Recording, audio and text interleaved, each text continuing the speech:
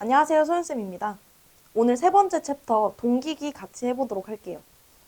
자, 우리 동기기가 어떤 거냐면 우리 고정자라는 게 있어요. 이 고정자가 뭐냐면 고정되어 있는 애예요. 여기서 자계를 만들어내는데 우리 직류기에서도 했었어요. 우리 계좌에서 자속을 만들어내잖아요. 그러니까 여기서 자계를 만들어내요. 그 다음에 요걸 이제 회전자로 전달을 하는 거예요.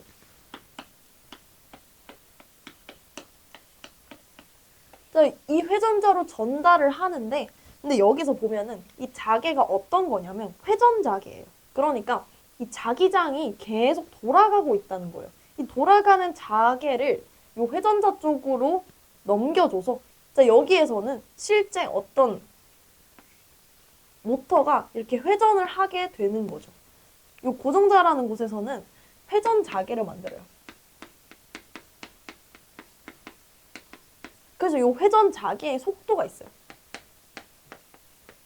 그 다음에 이 회전자에는 실제 돌아가는 속도가 있겠죠. 그래서 여기서 회전 속도가 나옵니다.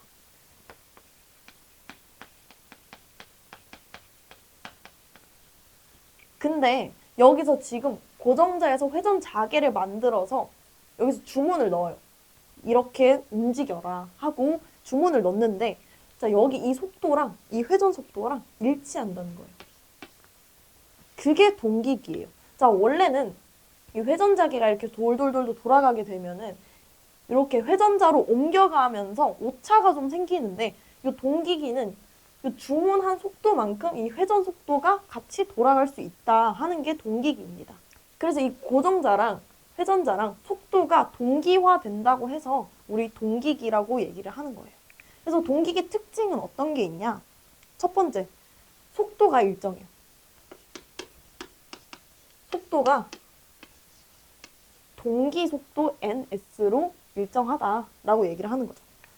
이 회전자계 속도에서 입력한 대로 이 회전 속도가 나온다는 거죠. 그래서 회전자계 속도가 ns라고 얘기를 하는데 이 회전자에서 실제 돌아가는 속도도 ns가 된다. 그게 동기기의 특징이에요.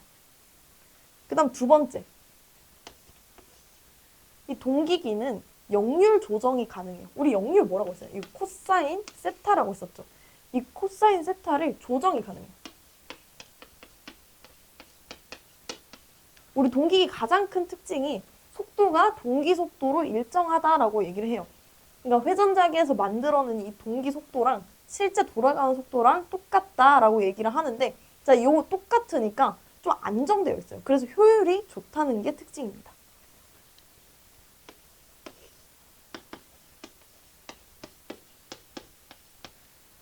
그 다음 네 번째 특징은 기계적인 특징인데요. 고정자랑 회전자 사이에 거리가 좀 있어요.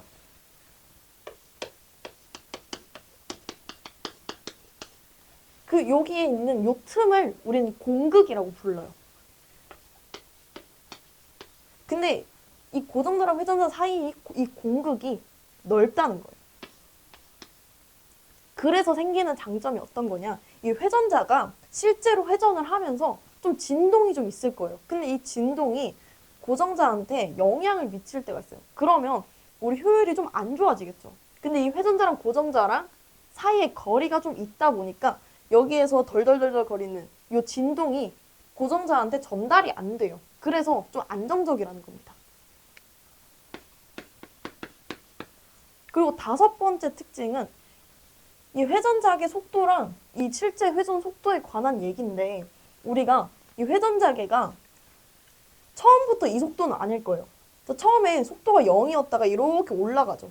얘도 똑같아요. 이 회전자도 이 회전자계에 따라서 이렇게 동기 속도까지 올라가는 데 가는 시간이 있어요. 그 시간 동안 좀 불안정하단 말이죠.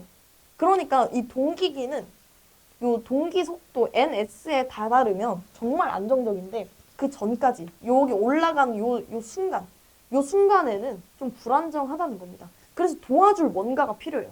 그래서 그거를 우리는 기동장치가 필요하다. 그러니까 이 시동을 걸 때 이때 도와줄 친구가 필요하다라고 해서 기동장치가 필요하다고 합니다. 그래서 이 기동장치는 뭐가 있냐면 이 두 가지가 있어요. 자기기동법이랑 유도전동기법이라고 얘기를 하는데 이 회전자가 동기속도, 그러니까 안정된 속도에 다다를 때까지 자기기동법, 그러니까 제동권선 같은 거, 권선을 조금 더 연결을 해서 좀 안정적으로 운전을 할 수 있게 도와준다. 또는 요 유도전동기법, 이따가 우리 챕터 5번째에서 유도기를 배울 건데 그 유도전동기를 여기에다 달아서 동기속도까지 올려주는데 좀 도와준다. 이 두 가지를 기동장치라고 얘기를 합니다. 그래서 우리 동기기의 특징은, 가장 큰 특징은 속도가 동기속도다. 그리고 두 번째, 역류를 조정할 수 있다.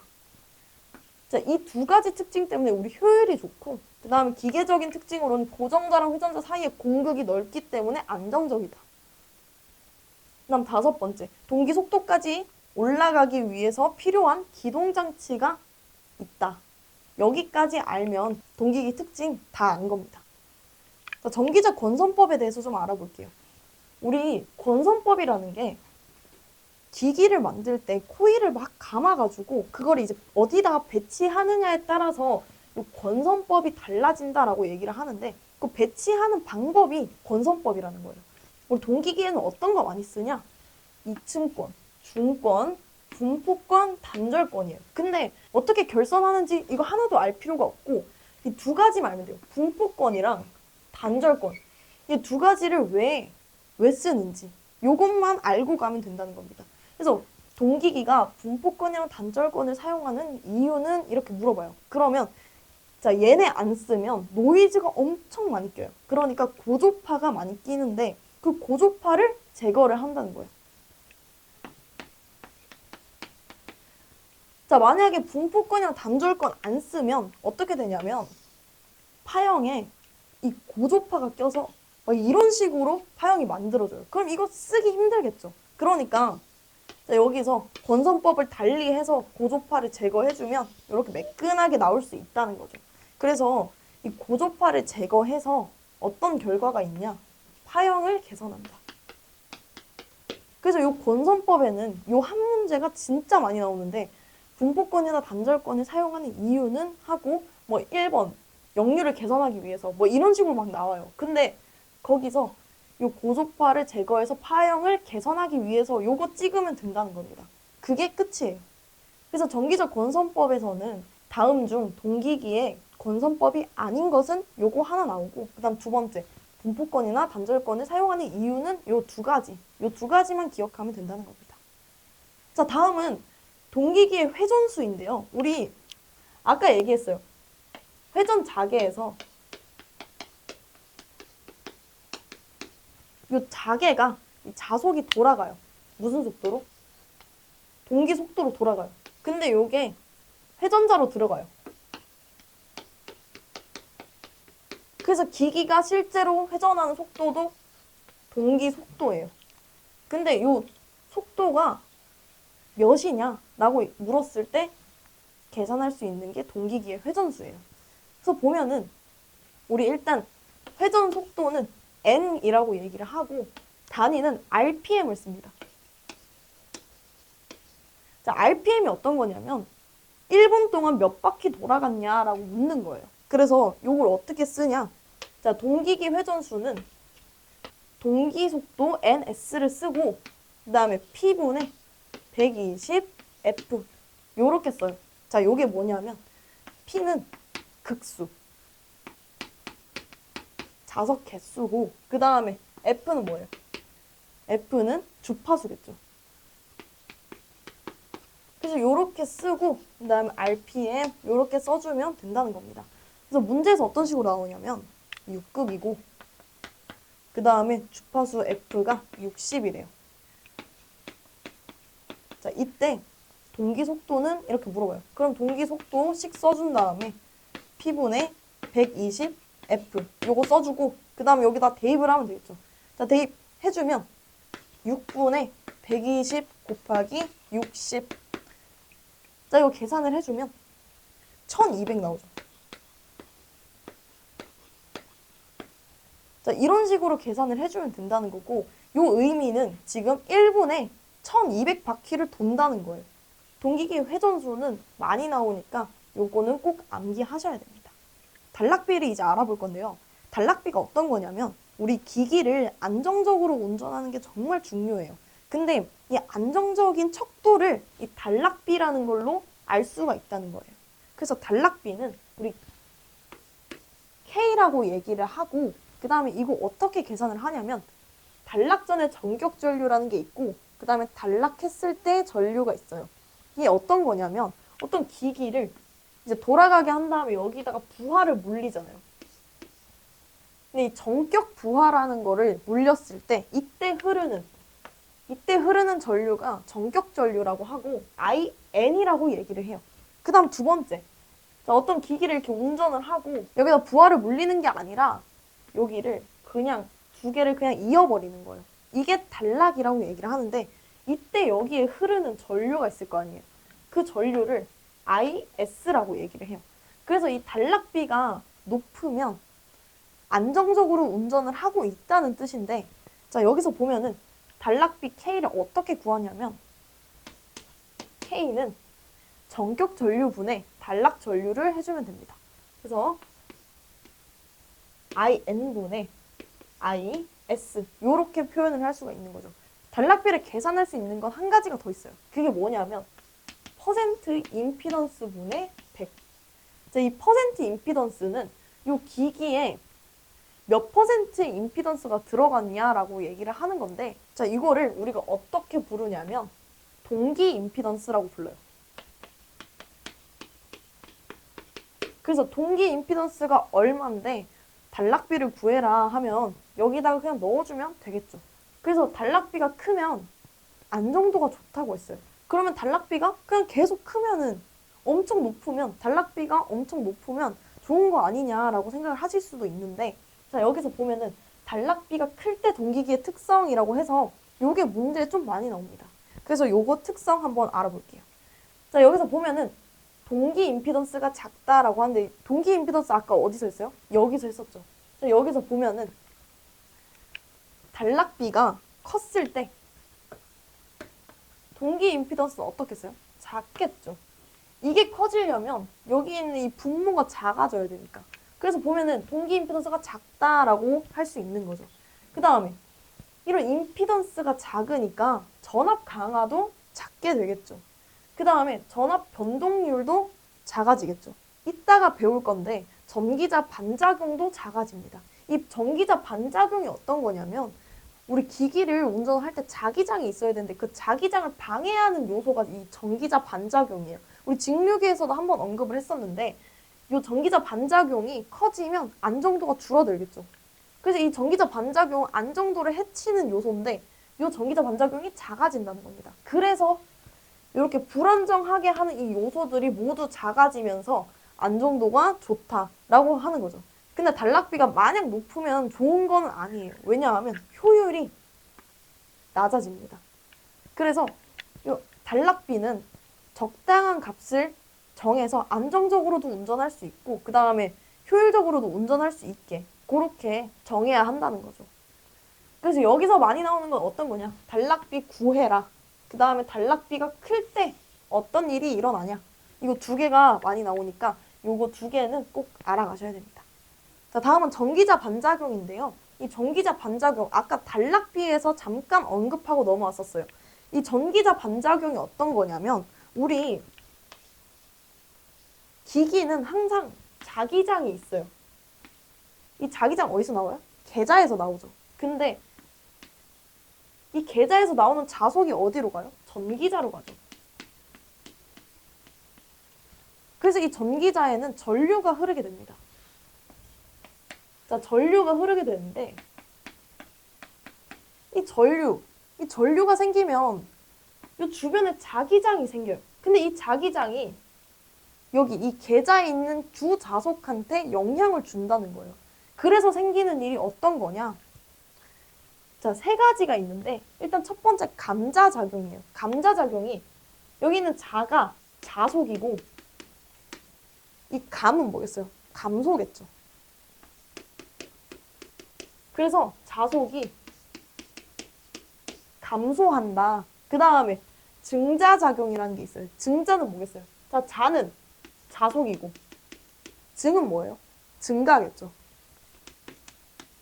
그래서 자속이 그 다음 교차자와 작용이라는 게 있어요. 이 교차자와 작용이 어떤 거냐면 이 전기자 전류에서 뿜어져 나오는 요 자속이 여기 있는 계자 자속이랑 직각 방향으로 나온다는 거예요. 그럼 얘네는 감자작용이랑 증자작용은 자, 두 자속이 이렇게 가요. 근데 감자작용은 전기자 자속이 이쪽으로 가서 감소가 된다는 거겠죠. 증자작용은요? 계자에서 자속이 이쪽으로 나오면 전기자에서 나오는 자속이 이렇게 가서 자속이 증가한다는 거예요. 근데 얘네는 어떤 거냐면 얘는 계자가 이렇게 가고 있으면 전기자 자속이 이렇게 나간다는 거예요. 얘 두 개가 직각이라는 거죠. 자, 그래서 이거는 이 감자작용, 증자작용, 교차, 자화작용은 일어나긴 일어나는데 부하에 따라서 일어나요. 그러니까 부하가 우리가 R, L, C 이렇게 배웠었어요. 전기 이론에서. 얘네가 이렇게 일어나면서 전류의 위상이 바뀌는데 그 위상에 따라서 이제 감자, 증자, 교차, 자화작용.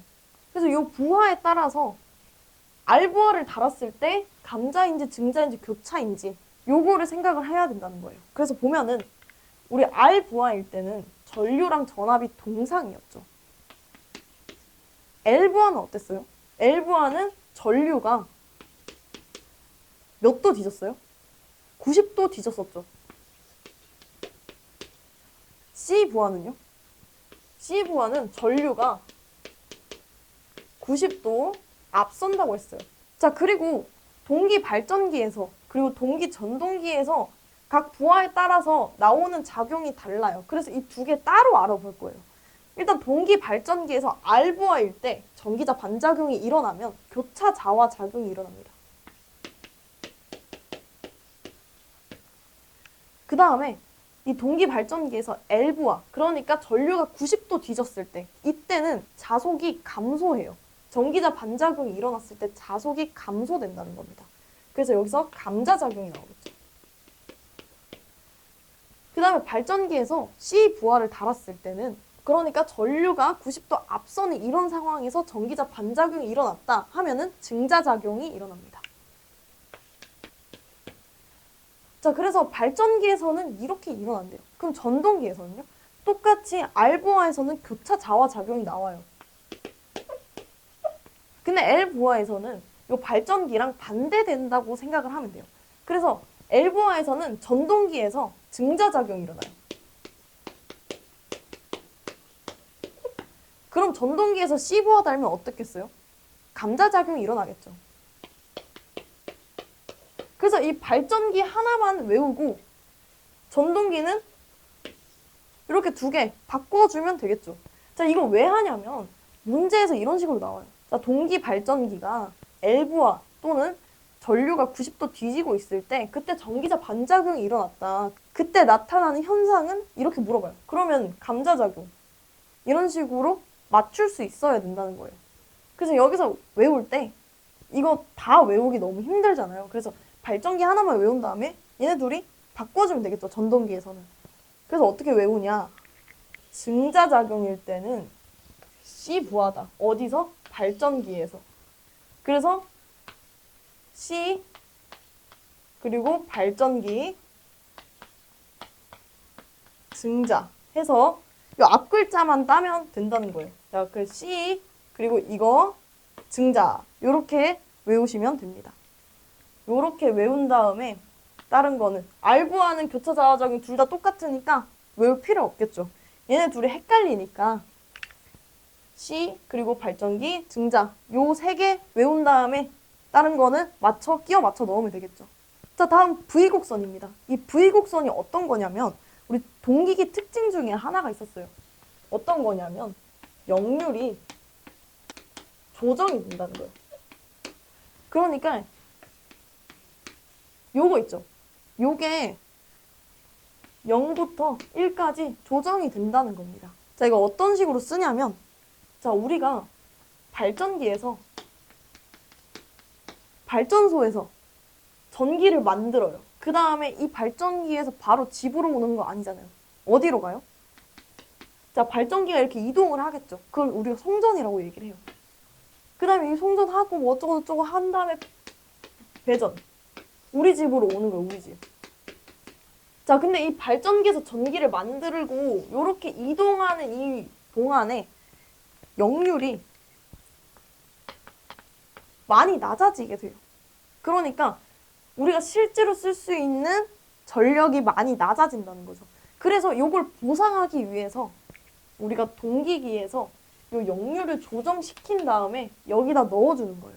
그 역할을 하는 게 여기서 역률을 조정해줘서 여기에 이제 끼워 넣는 거죠. 동기기를. 그래서 역률이, 이 낮아진 역률을 이렇게 올려주는 그런 역할을 하는 겁니다. 그래서 이 동기기, 요거를 동기 조성기라고 얘기해요. 그래서 이런 식으로 쓴다고 그냥 아 그렇구나 라고만 생각을 하고, 자, V곡선 본격적으로 알아보도록 할게요. 자, V곡선은 가로축이 요 계자 전류예요. 그리고 세로축이 전기자 전류예요.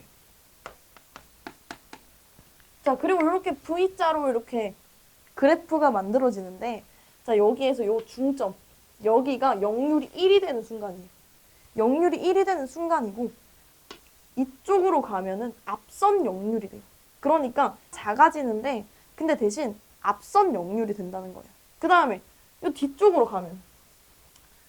가도 이 역률이 1에서 작아지는데 뒤지게 작아져요. 뒤지게. 그러니까 원래 역률이 여기 있었다면 요거를 이렇게 세우면 앞선 역률이 되는 거고, 이렇게 반대로 거꾸로 달아주면은 부족한 역률이 된다는 거죠. 그러니까 뒤진 역률이 된다는 거죠. 그래서 여기서 가장 알아야 될 포인트는 요 점일 때가 역률이 1일 때다. 그 다음에 앞으로 가면 앞선 역률이 되고 이게 콘덴서로 작용을 한다. 그 다음에 뒤로 가면 뒤진 역률이 되고 리액터로 작용한다. 요 세 가지만 알고 가시면 돼요. 그래서 문제에서 어떤 식으로 나오냐면, 문제에서 전기자 전류가 가장 작을 때 역률은? 이렇게 물어봐요. 자, 전기자 전류 예죠. 전기자 전류 가장 작을 때 한번 봅시다. 여기죠. 여기 역률 뭐라고 했어요? 코사인 1이라고 했죠. 그러니까 역률이 1이라고 했어요. 그럼 그냥 전기자 전류가 가장 작을 때 역률은 하면 1 하면 된다는 거예요. 그 다음에 또 하나 더 있어요. 동기 조상기를 부족 여자로 운전을 하면? 이라고 물어봐요. 그러면 리액터로 동작한다. 또는 동기 조상기를 과여자 하면? 이렇게 물어봐요. 그러면 콘덴서로 동작한다. 이런 식으로 문제가 이루어져 있으니까 이 V곡선 어디가 역률이 1이 되는지, 이 앞으로 가면 어떻게 되는지, 뒤로 가면 어떻게 되는지 이 세 가지만 알고 가시면 된다는 거예요. 다음은 동기발전기의 병렬 운전인데요. 이 기계를 두 개를 연결해서 동시에 운전을 한다. 그 뜻으로 동기발전기의 병렬 운전이에요. 근데 이 병렬 운전하기 위해서는 맞춰야 될 게 있어요. 맞춰야 될 게 어떤 거냐면 전압을 일단 맞춰줘야 돼요. 자, 전압, 우리 교류전압 한번 봅시다. 교류전압 우리 전기 이론에서 했었는데 순식값 해보면 Vm 사인 오메가 T 플러스 세타 이렇게 돼 있었어요. 자, 여기서 이거 다 맞추면 된다는 거예요. 어떤 거? 여기서 크기. 자, 여기서 파형 모양. 자, 그리고 여기 오메가는 각속도였죠. 각속도 어떻게 표현해요? 2파이 F 이렇게 표현했었죠. 자, 여기서 F 요거 데려가는 거예요. 자, 그래서 주파수가 맞아야 돼. 그 다음 마지막 이거 뭐였어요? 위상이라고 했었죠. 자, 그래서 여기서 지금 4개 나왔죠. 요 4개 맞춰주면 되는 거예요. 크기, 파형, 주파수, 위상. 요렇게 4개 맞춰주면 된다는 겁니다. 그래서 기전력의 크기, 파형, 주파수, 그 다음에 위상. 요렇게 4개 맞춰주면 돼요. 여기서 위상이 다르게 병렬 운전을 한다고 생각을 해봅시다. 어떤 파형은 요렇게 흐르고 있는데 내가 병렬 운전하고 있는 파형이 여기서 만약에 시작을 한다고 생각을 해봐요. 그러면 이만큼의 차이가 생기죠. 그래서 이 동기기가 얘네 둘이 파형을 맞추려고 전류를 흘려요. 얘네 두 개를 똑같이 싱크로율 맞추기 위해서 동기화 전류를 흘린다는 겁니다. 그래서 이 기전력의 위상이 다를 때 요 갭만큼 동기화 전류가 흐른다. 자, 그래서 이 파트에서는 나오는 문제가 병렬운동 조건이 아닌 것은 이렇게 물어봐요. 그 다음에 두 번째, 기전력의 위상이 다를 때 어떤 식으로 되냐. 동기화 전류가 흐른다.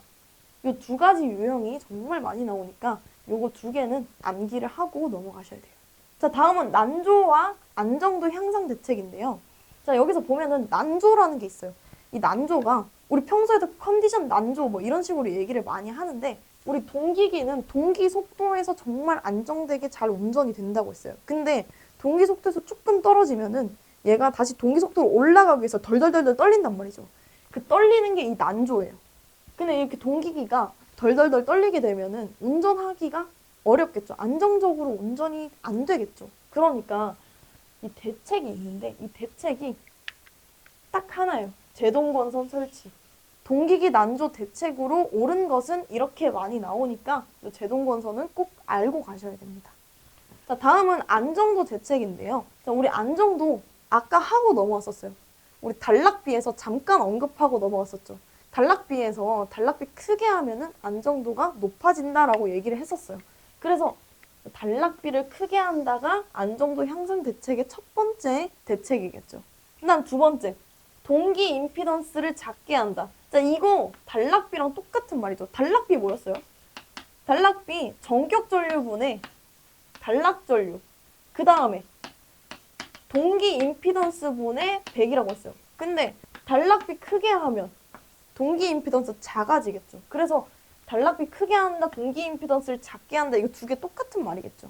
그리고 세 번째는 소극 여자 방식을 채택한다라고 얘기를 하는데, 자, 이게 어떤 거냐면 우리 기기가 만약에 고장이 나면은 기기를 연결하고 있는 것들을 모두 차단을 했다가 다시 연결하겠죠. 그 과정을 좀 빨리 하는 방식을 채용한다 라고 얘기를 하는 거예요. 그러니까 사고가 났을 때 빨리 대처할 수 있도록 한다라고 얘기를 하는 게 소극 여자 방식을 채용한다라고 얘기를 하는 거죠. 그 다음 네 번째, 관성 모멘트를 크게 한다. 이 관성 모멘트가 어떤 거냐면 우리 관성이 어떤 거예요? 운동 상태를 유지하려고 하는 힘이죠. 그러니까 우리가 달리기 하다 갑자기 딱 멈췄을 때 앞으로 살짝 쏠리잖아요. 그쵸? 그런 게 관성이에요. 그러니까 이 관성 모멘트를 크게 해서 이제 속도 변화에 좀 대응을 하는 거죠. 그다음 다섯 번째는 조속기 동작을 신속하게 한다라고 얘기를 하는데 이게 어떤 거냐면 이 조속기가 속도 제어 장치예요. 그래서 속도를 일정하게, 그러니까 속도 변동이 있었을 때 이 조속기 동작을 좀 신속하게 해서 속도 변화가 좀 적게, 그리고 속도 변화에 대응할 수 있게 한다는 거죠. 이 안정도 향상 대책은 동기기에서는 얘만 잘 지키고 그리고 단락비 어느 정도 크게 하고 요게 좀 중요하다는 거죠. 자, 그다음 마지막 동기기의 종류와 용도에 대해서 알아보도록 할게요. 자, 여기서 보면은 전기자랑 계자가 있어. 맨 처음에 언급을 했었는데 고정자랑 회전자가 있어요. 자, 이게 어떤 거냐면 한 개는 고정시켜 놓고 한 개는 실제로 회전할 수 있게 만들어 놓는 거예요.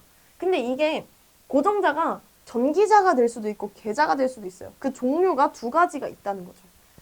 첫 번째는 회전 전기자형이에요. 그러니까 여기서 보면은 이 전기자가 회전할 수 있게 만들어 놓는 게 회전 전기자형이고, 회전 계자형은 이 계자를 움직이는 거. 이 계자가 실제로 돌아가게 하는 거죠. 근데 여기서 동기 발전기에서는 이 회전 계자형을 더 많이 써요. 왜냐하면 이 전기자라고 하는 거는 얘죠. 그러니까 얘가 외부 이 부하랑 연결이 되는 거예요. 근데 반면에 얘는요, 이 계자는요, 그냥 자석만 만들어주면 된다는 거예요. 이 전기자 얘랑 이 계자랑 비교했을 때 이 전기자 결선이 조금 더 복잡해요. 근데 이 복잡한 결선 전체를 돌리는 것보다 이 계자 얘만 돌리는 게 훨씬 더 간편하겠죠. 그래서 회전 계자형을 많이 쓴다는 거예요. 그래서 회전 계좌형을 쓰는 이유는 하고 많이 나오는데, 자, 그 이유는 기계적으로 튼튼하다. 그 다음 두 번째는 전기자를 고정시키는 게 가성비가 좋다는 거예요. 왜냐하면 전기자는 지금 외부 회로랑 다 연결이 돼 있어요. 근데 이 연결돼 있는 거 이 전체를 계속 뱅뱅 돌려와요. 기계적으로. 그럼 일단 기계적으로 튼튼하지가 않겠죠. 그러니까 얘가 구조적으로 좀 더 간단하기 때문에 얘를 돌려버리는 게 훨씬 더 이득이다 해서 이 회전계좌형을 많이 씁니다. 이제 마지막으로 동기 전동기의 용도를 알아볼 건데, 동기기 특징이 어땠어요? 가장 큰 특징이 속도가 일정하다. 요거였죠. 일정한 속도를 내는 곳에 적합하겠죠. 송풍기, 그리고 압연기, 분쇄기, 마지막으로 압축기가 있어요. 자, 여기까지가 동기기였고요. 다음 챕터에서 만나 뵙도록 할게요.